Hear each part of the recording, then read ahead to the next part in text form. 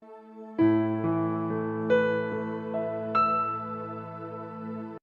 graça e a paz do Senhor esteja com todos vocês, meus queridos irmãos.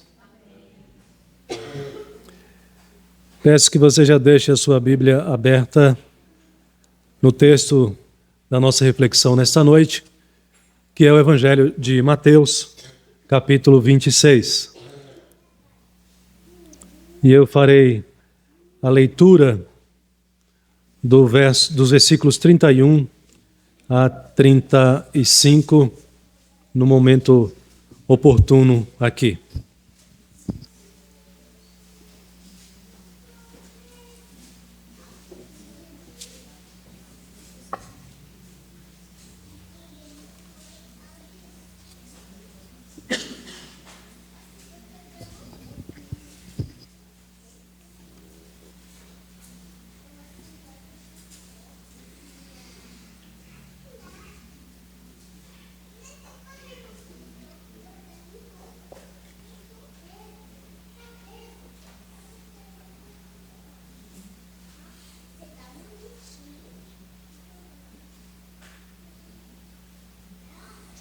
O crente passa por provação?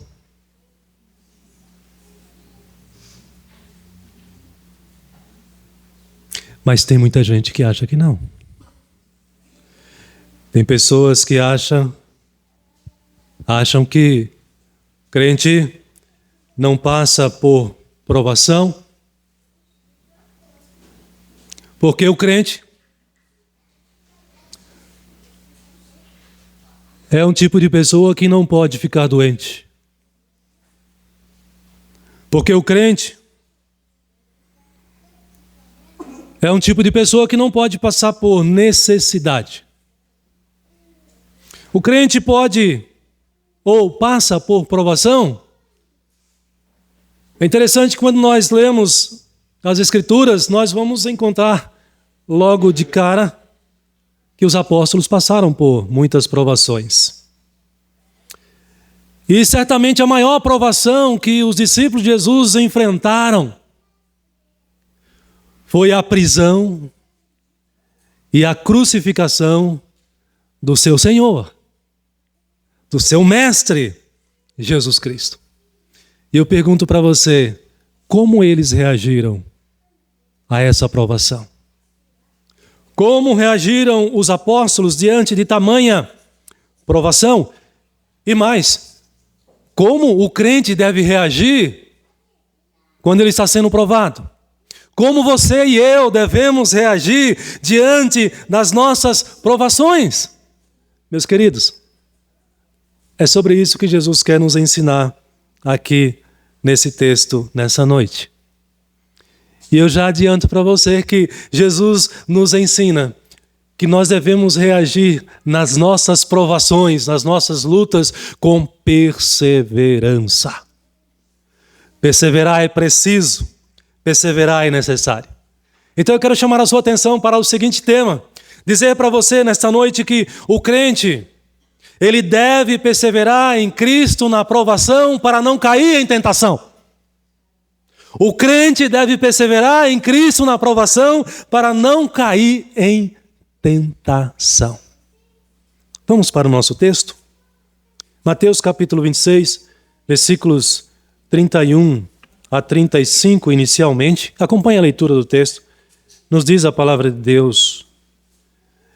Então Jesus lhe disse: esta noite todos vós vos escandalizareis comigo. Porque está escrito: ferirei o pastor e as ovelhas do rebanho ficarão dispersas. Mas depois da minha ressurreição, irei adiante de vós para a Galiléia. Disse-lhe Pedro: ainda que venhas a ser um tropeço para todos, nunca o será para mim. Replicou-lhe Jesus: em verdade te digo que nesta noite, antes que o galo cante, tu me negarás 3 vezes. Disse-lhe Pedro: ainda que me seja necessário morrer contigo, de modo nenhum te negarei. E todos os discípulos disseram o mesmo. E talvez você pergunte para mim, pastor, como eu faço para perseverar em Cristo quando estiver sendo provado e não cair ao ser tentado? Eu quero dizer para você que, em primeiro lugar, você deve perseverar confiando nas promessas de Jesus Cristo. Como eu devo perseverar na provação para não cair em tentação? Persevere confiando nas promessas de Jesus Cristo. Quando nós olhamos para esse relato aqui, para essas palavras de Jesus, é interessante porque elas são ditas logo após a última ceia do Senhor Jesus. Ele está se dirigindo para a cruz, para ser crucificado. Ele sabe o que vai acontecer. Ele então se volta para os discípulos e traz para eles duas notícias. E a gente costuma dizer, brincando, quando você quer falar isso para alguém, você diz, olha, eu tenho duas notícias para você. Uma notícia que é boa e uma notícia que é ruim. Qual você quer ouvir primeiro? E geralmente a pessoa diz, a boa. Ou, dependendo, a ruim. Mas aqui Jesus não fez essa pergunta. Ele traz a decisão. Ele está decidido e ele apresenta para os discípulos a primeira notícia, que eu estou dizendo que é a notícia ruim. A notícia ruim é essa. Ele diz para os discípulos que ele seria visto pelos discípulos como motivo de escândalo. É interessante essa palavra aqui no texto original, porque ela tem o significado, a ideia, ela traz a ideia, exatamente isso, de alguém ser visto, ser compreendido como motivo de tropeço para outros, ou para aqueles que confiam nesta pessoa aqui. E é exatamente isso que Jesus está dizendo, que no momento da sua prisão, os discípulos ficariam escandalizados e fugiriam da presença de Jesus. Por isso que ele disse para os discípulos, esta noite, todos vós vos escandalizareis comigo, porque está escrito, ferirei o pastor e as ovelhas ficarão dispersas. Ou seja, eles abandonariam o mestre, eles fugiriam e deixariam Jesus sozinho sendo levado pelos soldados para ser julgado e para ser condenado. Essa foi a notícia ruim. E que notícia ruim? De fato, aconteceu. Vocês que me têm como mestre, vocês que são os meus seguidores, meus discípulos, há 3 anos estão me seguindo. Esta noite vocês irão olhar para mim e irão ficar decepcionados, escandalizado. Vocês me verão e me considerarão motivo de tropeço, pedra de tropeço. Mas há uma boa notícia. E a boa notícia vem logo em seguida, em forma de promessa de Jesus para os discípulos, quando ele, na sequência, ele diz, mas depois da minha ressurreição, irei adiante de vós para a Galileia. Essa é a boa notícia, essa é a grande promessa. Jesus promete que eles não ficariam só, não ficariam abandonados. Eu irei adiante de vós para a Galileia. E porque ele é fiel, ele cumpre a sua palavra. E foi exatamente isso que Jesus fez logo após a sua ressurreição. Mais à frente, no capítulo 28, versículo 10, diz que então, depois da ressurreição, disse-lhe Jesus, não temais, ide avisar. E ele diz isso para as mulheres, ele se apresenta para as mulheres ressuscitado. E ele diz, olha, voltem lá, vão avisar para os discípulos, para os meus irmãos, que se dirijam para a Galiléia e lá me verão. Jesus cumpre a promessa, ele vai adiante deles para encontrá-los lá na Galiléia. E ele faz isso de maneira interessante, ele faz isso como o pastor que guia o seu rebanho. Ele vai adiante e o rebanho segue, vai logo em seguida, vai logo atrás dele.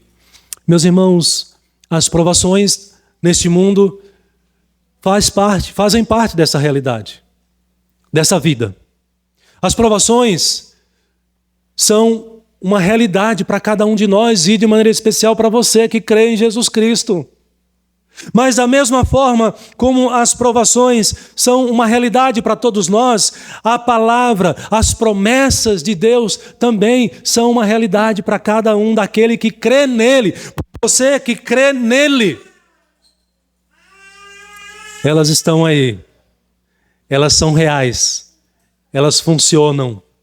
Porque a palavra de Deus, ela não pode voltar atrás.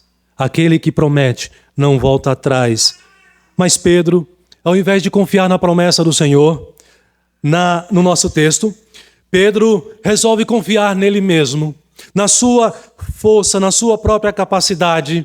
E Pedro faz essa declaração: ainda que venhas a ser um tropeço para todos, Senhor, nunca será para mim. Nunca o será para mim. Percebe aqui? Pedro está confiando na sua capacidade, nele mesmo. Ele sequer deu ouvido para a promessa do Senhor Jesus, e ele sequer deu ouvido para o que Jesus disse que vai acontecer. O pastor será ferido e as ovelhas serão dispersas.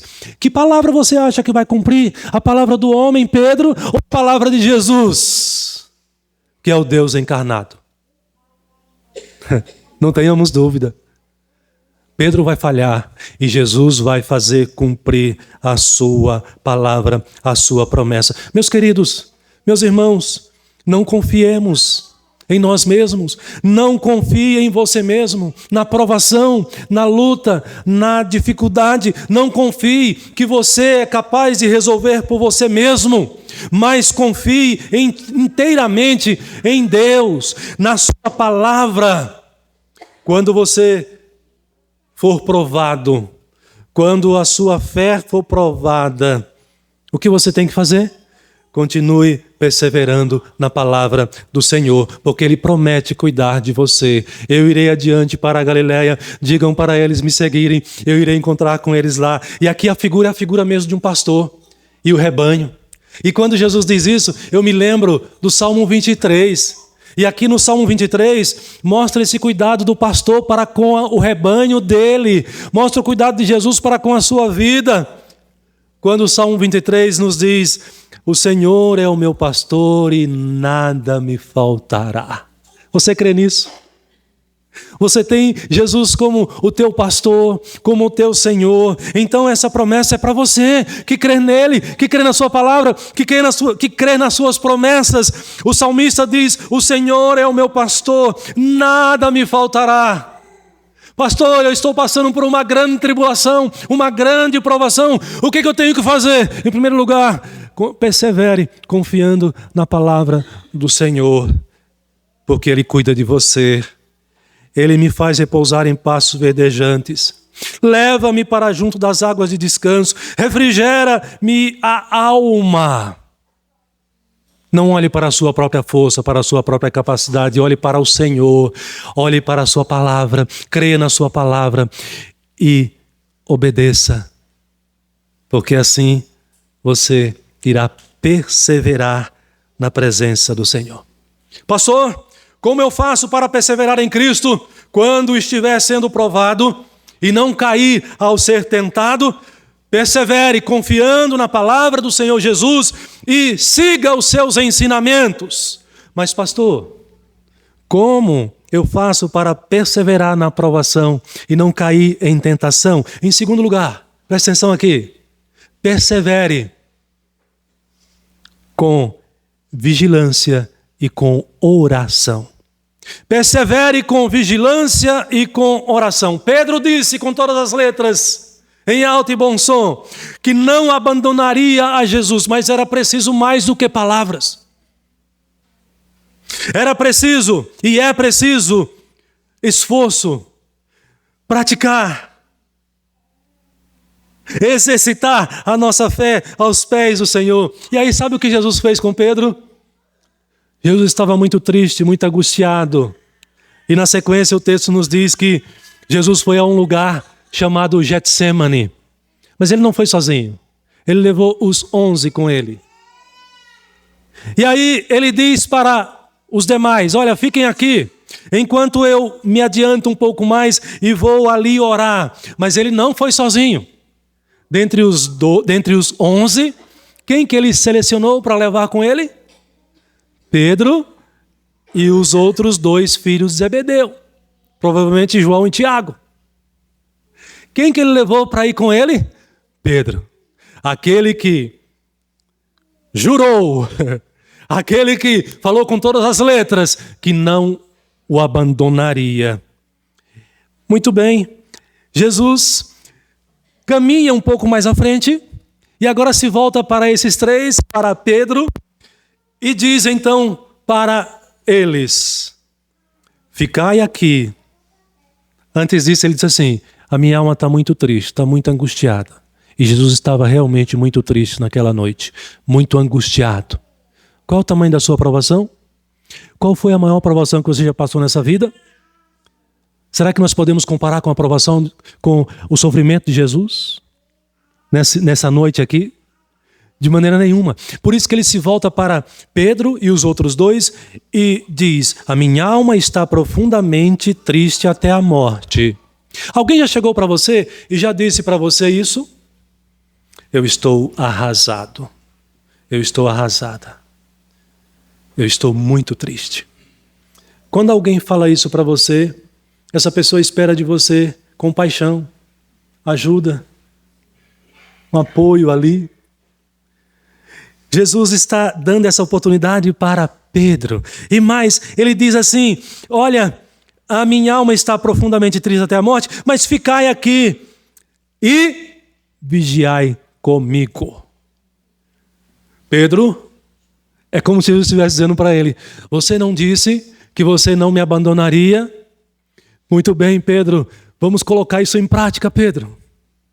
Vigia aqui, Pedro. E aí ele diz, eu vou mais adiante um pouco, vou adiantar-me um pouco, me distanciar um pouco de vocês, porque eu vou orar, eu vou ali orar. E aí o versículo 39 diz que ele prostrou-se sobre o seu rosto, orando e dizendo, Pai, se possível, passa de mim este cálice.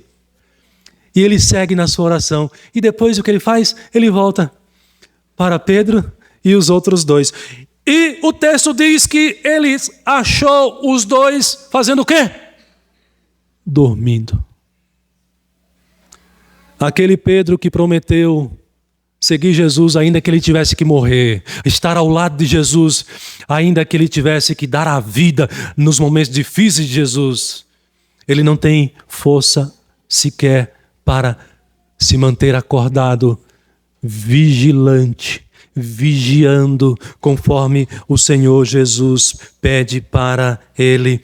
Mas Jesus olha e agora observe a palavra de Jesus para Pedro, como que exatamente chamando a atenção de Pedro nesse sentido. Pedro, você não disse que estaria comigo, que daria a vida por mim, Pedro, mas eu disse para você, Pedro, que vocês ficariam dispersos, e eu prometo para você, Pedro, que depois da minha ressurreição, Pedro, eu irei adiante de você como um pastor. Pedro, mas você está dormindo, Pedro. Olha o que ele diz no versículo 40, na parte final. O texto tem a ênfase, tem o então. Jesus olha para eles, achou-os dormindo, diz Mateus, e disse Jesus a Pedro, então, nem uma hora pudestes vigiar, vós vigiar comigo. Vocês não puderam vigiar nenhuma hora sequer comigo? Vocês já estão aí dormindo? Repare a exortação de Jesus. chamando Pedro a uma autorreflexão, para que ele não confie nele, para a necessidade de vigiar, e mais adiante ele vai mostrar a necessidade de orar também. Aliás, Jesus está dando exemplo aqui. Ele, na sua aflição, no seu sofrimento, ele não se desespera. Ele disse para os discípulos: vigiem e orem. Mas ele mesmo está dando exemplo. Ele está orando na tribulação, na dificuldade. Quando você passa pela provação, o que você faz? Se desespera? Se revolta contra Deus? Ou segue o exemplo de Jesus que ele está dando aqui para os discípulos e também para nós? Muito bem, Jesus então chama a atenção de Pedro e dos outros 2 discípulos e diz no verso 41: vigiai. Repare as palavras de Jesus no verso 41. Essas palavras de Jesus é para mim, é para você nesta noite. Quando você está na provação, principalmente, em todo o tempo, mas especialmente na provação, Jesus diz para você nesta noite: vigiai e orai, para que não entreis em tentação. O espírito, na verdade, está pronto, mas a carne é fraca. Pronto, Jesus deu a lição. Jesus nos dá a lição nesta noite também. Será que Pedro obedeceu? O texto diz que Jesus retorna para o seu lugar de oração e orou de novo e repete a sua oração diante do Pai. No verso 43 ele volta e de novo o que ele encontra, diz o texto, que achou-os dormindo. Outra vez estavam ali dormindo, mesmo depois das palavras de Jesus. Mas lembra que Jesus disse para Pedro: o espírito está pronto, mas a carne é fraca. Eles foram vencidos pelo cansaço, pelo sono. E Jesus volta novamente a orar, e pela terceira vez ele retorna, e eles estão fazendo o quê? Dormindo. Na provação, o crente não pode dormir. O crente não pode cochilar, o crente não pode vacilar, porque se ele fizer isso, ele cairá em tentação. Jesus está dizendo: vigie e ore para que você não entre em tentação. Pastor, o que é vigiar? É estar alerta, é buscar conhecer-se a si mesmo, nas suas fraquezas, saber quais são os seus pontos fracos, saber que área é mais tentadora na tua vida, para você guardar a tua mente, guardar o teu coração e em oração clamar ao Senhor que te fortaleça e não te deixe cair em tentação. Pastor, como eu faço para perseverar na provação e não cair na tentação? Persevere com vigilância e com oração. Sigamos o exemplo de Jesus e aprendamos com ele. Quando você for tentado, quando você for provado, quando você enfrentar suas dificuldades, vigie, mas ore. Clame ao Senhor pela vitória, que já está garantida a sua vitória em Cristo Jesus. Mas veja, é preciso esforçar. É preciso querer, é preciso vigiar e é preciso orar, clamando ao Senhor, clamando ao nosso Deus. Sigamos em frente. Pastor, como faço ao ser provado para não cair quando tentado? Eu disse para você em primeiro lugar, persevere confiando na palavra do Senhor. Guarde no seu coração, na sua mente. Em segundo lugar, persevere, vigiando e orando. Isso é necessário. Mas em terceiro lugar, como faço para perseverar na provação e não cair na tentação? Preste atenção aqui, em terceiro lugar. Na provação, não faça justiça com as próprias mãos. Na provação, não faça justiça com as próprias mãos. Meus queridos, você há de concordar comigo que muitas vezes nós enfrentamos provações, mas são provações tão fortes, tão intensas, que nós somos tentados a fazer justiça com as próprias mãos, não é verdade? Foi o que Pedro enfrentou, foi o que Pedro teve que lidar. Nos diz o texto na sequência que ainda estavam ali no Getsemane, logo depois de Jesus ter orado e chamado os discípulos a se retirarem, porque Jesus sabia que o traidor se aproximava com as autoridades. E aí no verso 47 diz que chegou Judas, chegou o traidor, chegou o grande turba, com espadas, com porretes. E o que eles fizeram? Imagine a cena. Pedro, João, Tiago, os demais discípulos, vendo o seu mestre ser preso. O verso 50 diz que eles deitaram as mãos em Jesus e os prenderam. Essa aprovação foi demais para Pedro. E ele resolveu fazer justiça com as próprias mãos. Você já caiu nessa tentação? Cuidado. Na aprovação, cuidado para você não fazer justiça com as próprias mãos. O verso 51 diz: e eis que um dos que estavam com Jesus, estendendo a mão, sacou a espada e golpeou o servo do sumo sacerdote, cortou-lhe a orelha. Justiça com as próprias mãos. A aprovação foi muito intensa, foi muito forte. Pedro não resistiu, mas Jesus reage à atitude violenta de Pedro e condena, dizendo: embainha a tua espada, pois todos os que lançam a mão da espada, a espada perecerão. E mais, diz Jesus, chamando de novo Pedro ao senso da verdade. Pedro, presta atenção, diz o verso 53, acaso pensas que não posso rogar a meu Pai? E ele mandaria neste momento mais de 12 legiões de anjos? E mais, Pedro, você quer fazer justiça com as próprias mãos, impedindo que eu seja levado para ser crucificado? Pedro, verso 54, olha a pergunta de Jesus para Pedro. Como, pois, se cumpririam as Escrituras, segundo as quais assim deve suceder? Ou seja, que eu seja crucificado, Pedro. O que você está fazendo, Pedro? Não faça justiça não queira fazer justiça com as próprias mãos, Pedro. E ele termina no verso 56, lembrando a Pedro da sua missão neste mundo. Tudo isto, porém, aconteceu para que se cumprisse as Escrituras. Pedro, querer fazer justiça com as próprias mãos, Pedro, é você querer se colocar contra o plano de Deus, contra a salvação de Deus e contra o próprio Deus. Pedro, isso é loucura. Não queira fazer justiça com as próprias mãos, Pedro.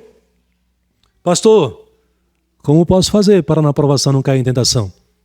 Não faça justiça com as próprias mãos. Queridos, é interessante um texto lá de Tiago, quando ele vai dizer assim, você conhece esse texto: sabeis estas coisas, meus amados irmãos. E aí vem, ele diz: todo homem esteja pronto para ouvir, tardio para falar. E aí vem o final: e tardio para se irar. Porque a ira do homem não produz a justiça de Deus. Você concorda comigo que, via de regra, quando você é provado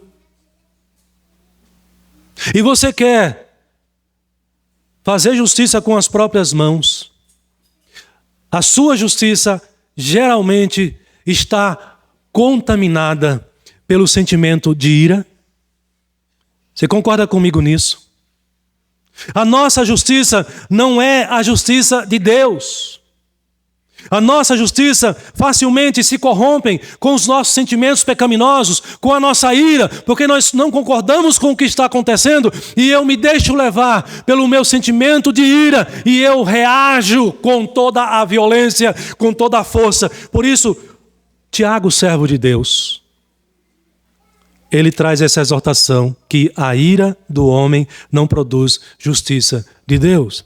E mais, o profeta Isaías já havia trazido esse ensinamento antes, quando ele vai dizer que a nossa justiça, a justiça do homem, a sua justiça, apartada da justiça de Deus, ela é imperfeita e ela é reprovada pelo próprio Deus.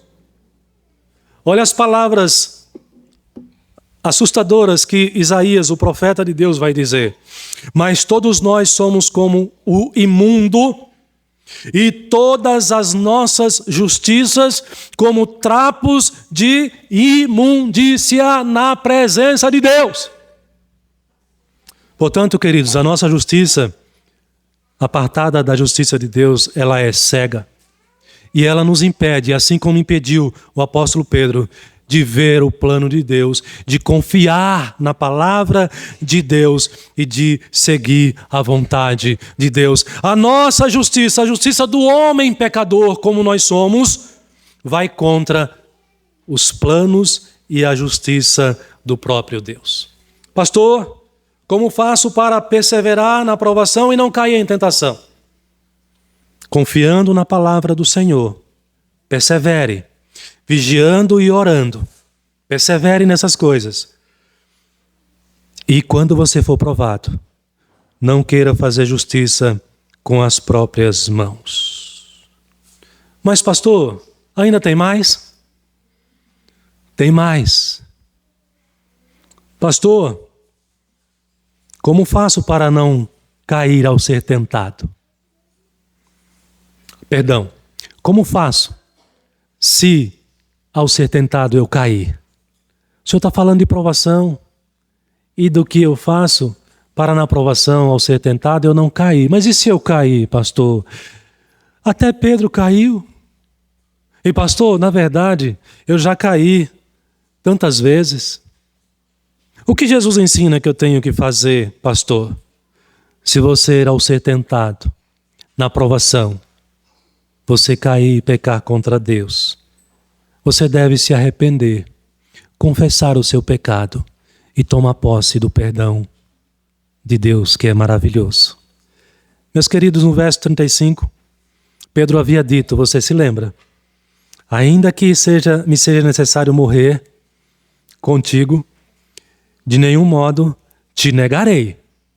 Foi a palavra de Pedro. Mas Pedro não sustentou a sua palavra.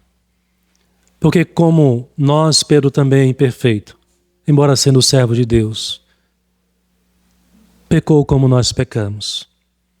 E Pedro terrivelmente negou Jesus 3 vezes. Versículo 70 nos diz, ele, porém, o negou diante de todos. Diante de todos. Versículo 72 diz, ele negou outra vez com juramento. Eu juro. Diante da acusação, Pedro reage dizendo, eu juro que eu não conheço este homem. Verso 74, então começou ele a praguejar e a jurar, não conheço esse homem. E de repente, imediatamente, conforme as palavras de Jesus, o galo cantou. Pastor, ao ser tentado, se eu cair, o que eu faço? Arrependa-se, confesse e tome posse do perdão. Meus irmãos, o texto nos diz, no finalzinho, e encerra esse texto, que o apóstolo Pedro se lembrou das palavras de Jesus. E o texto diz que ele, saindo dali, depois de Jesus ter fitado os olhos dele nos olhos de Pedro, confrontado a Pedro, diz que ele chorou amargamente. Sabe, irmãos, chorar de arrependimento pelos pecados tem sido algo que cada vez menos tem acontecido, na minha percepção. E eu tenho orado e clamado a Deus que Ele tenha misericórdia e dê à igreja do Senhor na terra essa sensibilidade, nos confronte e nos mostre os nossos pecados. Quem sabe nós estamos precisando que Jesus nos olhe em nossos olhos ao pecarmos. Para que, assim como o apóstolo Pedro, nós choremos de arrependimento pelos nossos pecados. Choremos amargamente. Quando foi a última vez que você chorou depois que você pecou? Se prostrando aos pés do Senhor e clamando: perdão, Senhor, perdão, Senhor, perdão, Senhor, eu pequei contra ti, Senhor, tem misericórdia de mim, me perdoe, Senhor. Como o apóstolo Pedro. A palavra de Deus nos diz que se confessarmos os nossos pecados, Ele é fiel e justo para nos perdoar os pecados e nos purificar de toda a injustiça. O salmista, no Salmo 51, ele ora a Deus como, quem sabe, como Pedro, e ele diz: compadece-te de mim, ó Deus, segundo a tua benignidade e segundo a multidão das tuas misericórdias, apaga as minhas transgressões, lava-me completamente da minha iniquidade e purifica-me do meu pecado. No verso 4 ele diz: pequei contra ti somente, e fiz o que era mal perante os teus olhos, de maneira que serás tido por justo no teu falar e puro no teu julgar. Qual foi a última vez? Quando foi a última vez que você orou assim como o salmista? Reconhecendo o seu pecado, confessando o seu pecado, chorando amargamente diante do Senhor e clamando pelo seu perdão. Pastor, o que eu faço? Se eu cair ao ser tentado, confesse. Se arrependa. Confesse. E tome posse do perdão. Porque aquele que promete, ele é fiel. Muitas vezes nós crentes, talvez alguns de nós, até nos arrependemos, confessamos, dando nome ao nosso pecado diante de Deus. E quando você faz isso, mais confrontado e mais entristecido diante de Deus e verdadeiro você se torna quando você dá nome ao seu pecado diante de Deus. E você é sincero. E você pede perdão a Deus. Mas às vezes você tem dificuldade de tomar posse do perdão de Deus. Não faça isso. Se você se arrependeu sinceramente, se você já confessou, tome posse, porque aquele que promete, ele é fiel. Não se furte dessa grande bênção de Deus para você. Tome posse do perdão e siga a sua vida. Jesus disse para a mulher adúltera: está perdoada. Vai e não peques mais. Se você caiu, se ao ser tentada ou tentado você caiu, você pecou, se arrependa, confesse, tome posse do perdão e siga a sua vida, obedecendo a Deus, servindo ao reino de Deus, frutificando para a glória do Senhor, frutificando para o crescimento do reino de Deus, pregando a palavra, dando testemunho. Não importa se as pessoas exijam de você a perfeição, o alvo delas está errado. A perfeição só em Cristo, mas diga para elas: eu não sou perfeito, mas aquele que eu sirvo é perfeito e eu persigo essa perfeição dele. Por isso que ao pecar, eu preciso me arrepender, confessar e tomar posse do perdão. Pastor, o que eu faço para perseverar na provação e não cair na tentação? Eu disse para você nessa noite aqui: persevere confiando na palavra do Senhor. Persevere vigiando e orando, porque isso é indispensável se você quer ser fiel ao Senhor. Persevere não fazendo justiça com as próprias mãos. Não saque a sua espada, não saque a sua arma. Não marque aquele que você quer marcar com o seu soco. Confie no Senhor. Mas se eu cair, pastor, o que eu faço ao ser tentado? Arrependa-se, confesse e tome posse do perdão. Meu querido, minha querida, você veio aqui nesta noite. Você que veio aqui nessa noite para ouvir e receber a palavra de Deus, aí está. Está entregue. Agora é com você. Você e Deus. E a minha oração, o meu desejo, é que você faça bom proveito dessa palavra. E que você, a partir de hoje, seja mais fiel, mais obediente. E viva mais e mais para a glória do Senhor. Perseverando com perseverança no Senhor Jesus Cristo. Amém.